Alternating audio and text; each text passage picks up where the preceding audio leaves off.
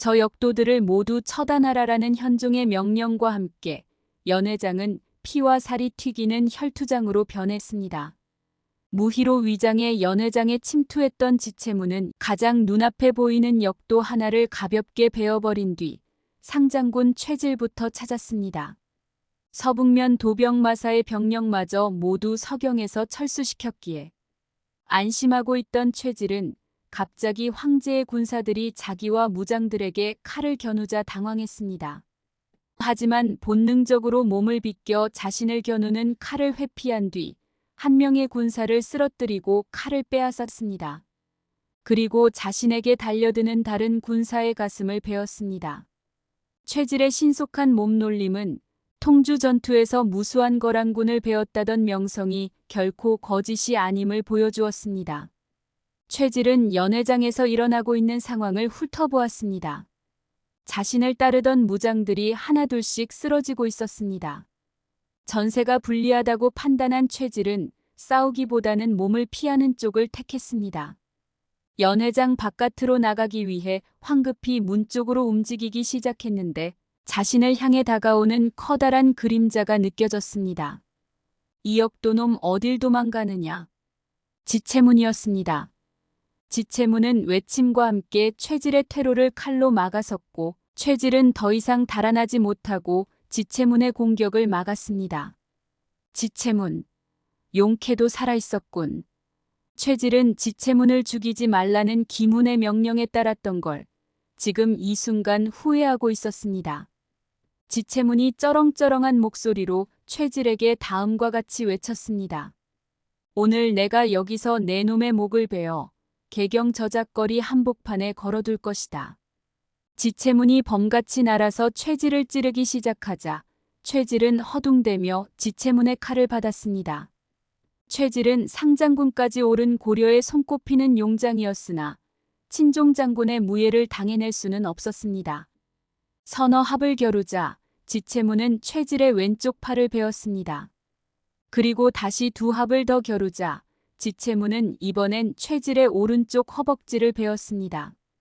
그리고 다시 세 합을 겨루자 최질은 오른쪽 종아리에 차가운 기운이 느껴지고 다리에 힘이 풀려 서 있기가 힘들었습니다. 지체문 이놈이 나를 농락하고 있구나. 지체문은 최질을 단번에 죽일 생각이 없었습니다. 죽이기 전에 조금이라도 고통을 주고 싶었습니다. 그렇게 해야 자신의 분이 풀릴 것 같았습니다.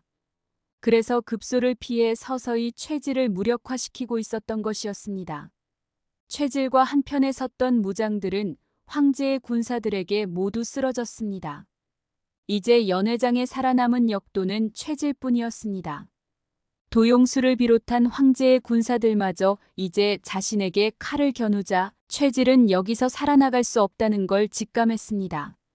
그래도 일말의 희망을 걸어보기 위해 저 멀리서 자신을 바라보는 현종을 향해 넙죽 엎드렸습니다. 그리고는 다음과 같은 말로 읍소하기 시작했습니다. 폐하께서 방금 제게 술을 주시면서 하신 말씀이 기억나십니까? 조정은 신하들에게 맡기고 상장군 본연의 임무로 돌아가라고요. 그러면 다시 통주성을 지킨 충신으로 돌아갈 수 있다고 하셨습니다. 또한 군사들을 위해서 걸기한 용장으로도 돌아갈 수 있다고 하셨습니다. 상장군 최질은 이제 폐하의 명을 받들어 제 직분을 다하겠습니다. 그러니 제발 자비를 베풀어 주시옵소서. 최질이 고개를 숙이며 목숨을 구걸하자 지체문은 얼굴을 찌푸리며 바로 목을 베려고 했습니다.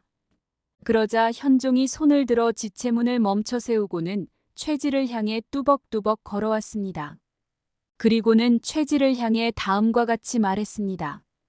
기억나네. 방금 한 말인데 잊을 리가 있겠는가? 그런데 자네가 했던 말도 기억나는군. 짐의 언변은 아둔한 무장이나 속는다고 했었던 말일세. 자네가 했던 말을 돌려주려 하네. 역도의 언변은 아둔한 군주나 속는다고 말이야. 라고 말하자 지체문이 바로 최질의 목을 치려고 했습니다. 그런데 그때 피하십시오 폐하라는 고함 소리가 크게 들렸습니다. 화살 하나가 현종을 향해 빠르게 날아가고 있었습니다. 고함 소리를 지른 사람은 현종 앞을 막아섰고 현종 대신 화살을 맞고 쓰러졌습니다. 쓰러진 자는 김훈이었습니다. 연회장의 사람들이 최질에게 시선을 뺏기고 있을 때 김훈은 연회장 입구로 누군가가 활을 들고 들어오는 것을 목격했고 상황이 급박하여 몸을 던져 현종을 보호했던 것입니다. 활을 쏜 사람은 박진이었습니다. 박진은 자신이 쏜 화살이 현종에게 명중할 거라 생각했는데 김훈이 회방을 놓자 화가 나 얼굴이 붉어졌습니다. 최질 상장군을 구하라. 박진이 명령하자 최질의 병사들이 연회장으로 쏟아져 들어오기 시작했습니다. 박진은 최질과 무장들을 구원하기 위해 병사들을 불러 모아 연회장에 온 것이었습니다. 연회장에서는 이제 두 번째 전투가 촉발되려고 했습니다. 그러자 현종이 직접 나서서 말합니다. 당장 칼을 거두어라.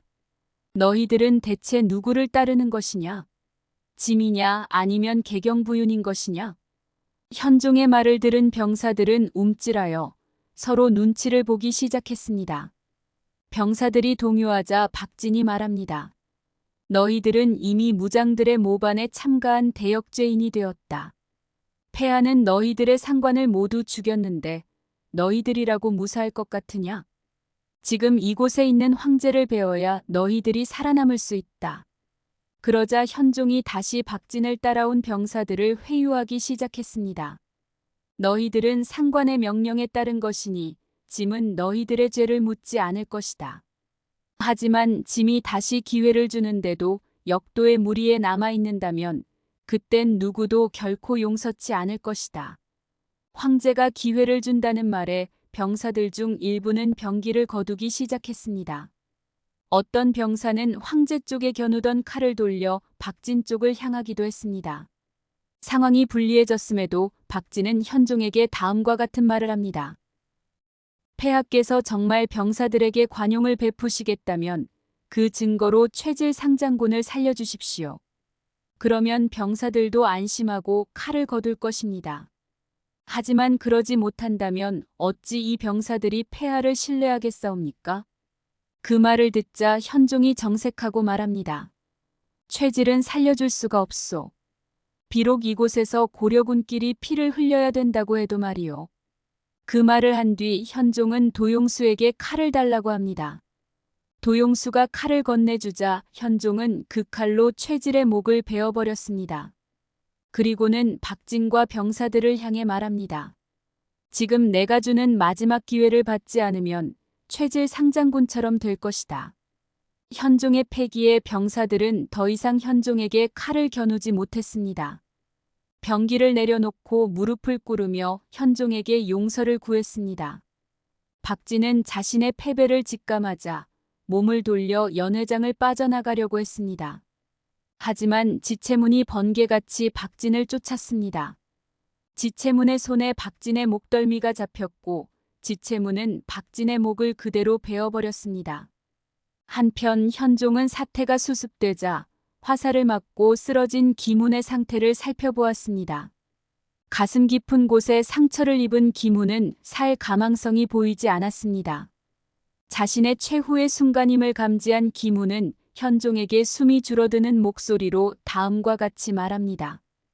폐하, 송구스럽습니다. 저의 불충함은 지옥에 가서라도 반성하겠습니다. 상장군, 괜찮소. 그대는 거란으로부터 고려를 지킨 명장이고 충신이요. 그대의 마음을 몰라서 벌어진 일이니 짐이 미안하오. 현종이 자신을 위로하자 김훈의 눈은 촉촉하게 젖었고 그렇게 눈을 감았습니다.